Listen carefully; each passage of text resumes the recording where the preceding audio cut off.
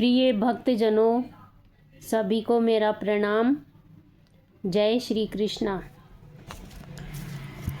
इस साल 2026 में शुरू होने वाले अधिक मास के बारे में मैं आपको इस वीडियो में बताऊंगी कि अधिक मास का दूसरा नाम क्या है, इसका क्या महत्व है और इस महीने में हमें क्या दान करना चाहिए और कौन से कार्य इस महीने में हमें नहीं करना चाहिए। इन सब के बारे में मैं इस वीडियो में बताऊंगी।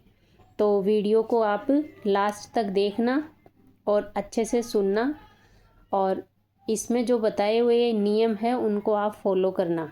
अगर आप अधिक मास का स्नान कर रहे हैं तो आप इन सब बातों को फॉलो करना। और इस वीडियो के बाद में मैं अधिक मास का जो महात्म्य है उसके 31 अध्याय हैं, उन सब का मैं एक अलग से वीडियो तैयार कर रही हूँ जो मैं मेरी प्लेलिस्ट में डाल दूँगी। आप लोग उसको सुनना। जो भी अधिक मास का स्नान करे, व्रत करे, वो डेली एक एक अध्याय का श्रवण अवश्य ही करे। मैं मेरी प्लेलिस्ट में डाल दूँगी, वो आप वहाँ से देख सकते हैं। तो अपन शुरू करते हैं। अधिक मास। अधिक मास कब प्रारंभ हो रहा है? तो इस साल 2026 का अधिक मास 17 मई से शुरू होकर 15 जून 2026 तक चलेगा। जो अपना हिंदू महीने होते हैं ना, उसका ज्येष्ठ महीना होगा। ज्येष्ठ महीने में इस बार अधिक मास आया है। इस महीने के चलते आने वाले जो व्रत और त्यौहार हैं वो करीब 15 से 20 दिन तक आगे खिसक सकते हैं, क्योंकि ये अधिक महीना हो जाएगा ना तो आगे खिसक जाएंगे। भक्तजन इस महीने को आध्यात्मिक रूप से शक्तिशाली मानते हैं, यानी ये महीना बहुत शक्तिशाली होता है। और इस महीने में पूजा अर्चना, दान पुण्य, धार्मिक अनुष्ठान ये सब किए जाते हैं। इन सब के लिए ये महीना समर्पित है। अधिक मास हर साल में तीन साल में एक बार आता है, तो ये अतिरिक्त हिंदू महीना है, यानी एक महीना ये अधिक होता है, इसलिए इसका नाम अधिक होता है। और इसको भगवान विष्णु का महीना माना जाता है। इसमें किए गए पूजा पाठ का फल कई गुना अधिक मिलता है। इस दौरान कोई भी मांगलिक कार्य नहीं होते हैं, वो मैं आगे बताऊंगी आपको। इस वीडियो में एंड तक आप इसको देखना कि इस महीने का जो अधिक मास महीना है इसका महत्व क्या है, वो सुनिए आप। कि इस महीने को स्वयं विष्णु भगवान ने अपना नाम पुरुषोत्तम दिया है, इसलिए ये पापों का नाश करने वाला और मोक्षदायी महीना माना जाता है। तो इस महीने में विशेष विष्णु भगवान की कृपा होती है। पुरुषोत्तम भगवान का नाम है ना, तो अपने नाम से ही भगवान ने इसका नाम दिया है। इस महीने में अपन जो भी पूजा जप तप और साधना करते हैं ना, उसका 100 गुना अधिक पुण्य प्राप्त होता है इस महीने में। यानी इस महीने में अपन एक व्रत एक पूजा करते हैं तो 100 गुना फल अपन उसका मिलता है। इस महीने में हमें दान और व्रत भी करने चाहिए। इस महीने में विशेषकर हमें दीपदान, पवित्र नदियों में स्नान और विष्णु कृष्ण की भक्ति करने से दरिद्रता दूर होती है। ये विशेष इसका महत्व है कि इस महीने का व्रत और स्नान करने से दरिद्रता दूर होती है और शुद्धिकरण होता है। शुद्धिकरण किस तरह का? आत्मचिंतन और कुंडली दोषों को कम करने का सबसे अच्छा समय माना जाता है ये। इस महीने में कुंडली दोष भी कम हो जाता है। इस महीने में पूजा अर्चना करते हैं तो कुंडली दोष दूर हो जाता है। पुरुषोत्तम महीने में हमें क्या करना चाहिए वो आप सुनिए।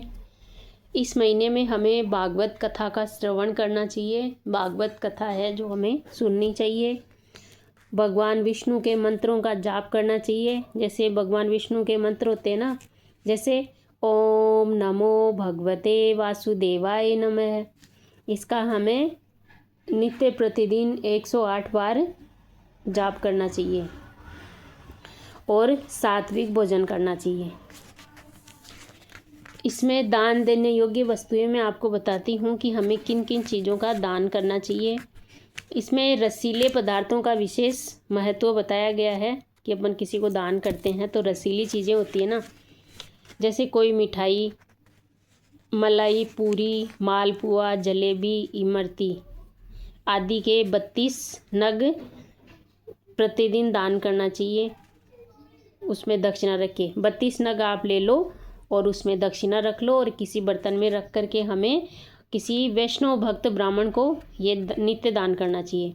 और अगर रोज़ अपन नहीं कर सकते, इतनी अपनी गुंजाइश नहीं हो, तो ये जब महीना समाप्त होता है ना, महीने के समाप्ति पे 32 मिठाई के नग एक बर्तन में ले लो और उसमें दक्षिणा रख दो और वैष्णव भक्त ब्राह्मण को उसको दान कर दो। या फिर जो ऋतु फल हो उसके 32 नग ले लो, या मेवा जैसे काजू, पिस्ता, किशमिश, बादाम, छुहारे आदि इनमें से किसी एक मेवा को बदल बदल कर या फिर बिना बदले ले लें। और ऊपर जो बताया था मैंने कि किसी वैष्णव भक्त को दान कर दें। दान करने का तरीका मैंने आपको बताया था, एक बर्तन में ले लो और उस बर्तन में दक्षिणा रख दो और किसी वैष्णव भक्त ब्राह्मण को उसको दान दे दो। और इसके अलावा हो सके, यानी कोई कर सके, तो भगवान विष्णु के मंदिर में या अपने घर के मंदिर में रोज़ उत्सव रखो और भंडारे करवाओ। अगर किसी की ज़्यादा श्रद्धा हो तो वो रोज़ भंडारे करवाओ पुरुषोत्तम मास में, क्योंकि पुरुषोत्तम मास में अपन जो भी दान करते हैं उसका 100 गुना फल हमें प्राप्त होता है। अच्छा, इस महीने में हमें क्या नहीं करना चाहिए? इस महीने में हमें एक तो विवाह, मुंडन, सगाई, नया घर, गाड़ी आदि को नहीं खरीदना चाहिए। जैसे कोई भी मांगलिक कार्य इस महीने में वर्जित है, हमें नहीं करना चाहिए। सरल भाषा में आपको मैं बताऊं तो ये जो अधिक मास का महीना होता है, सांसारिक मोह को छोड़कर आध्यात्मिक प्रगति और विष्णु भक्ति के लिए सर्वोत्तम समय माना गया है। इस महीने में हमें भगवान की भक्ति करनी चाहिए, अवश्य ही करनी चाहिए। भक्तजनों, अगले वीडियो में मैं आपको इसके जो महात्म्य बताया गया है, पुरुषोत्तम मास का महात्म्य है, उसके 31 अध्याय हैं, उन सब के बारे में मैं आपको अगले वीडियो में बताऊंगी। आप मेरे अगले वीडियो का इंतज़ार करना। और अगर आप अधिक मास स्नान कर रहे हैं तो रोज़ एक एक अध्याय का श्रवण करना। जय श्री कृष्णा, जय श्री राधे।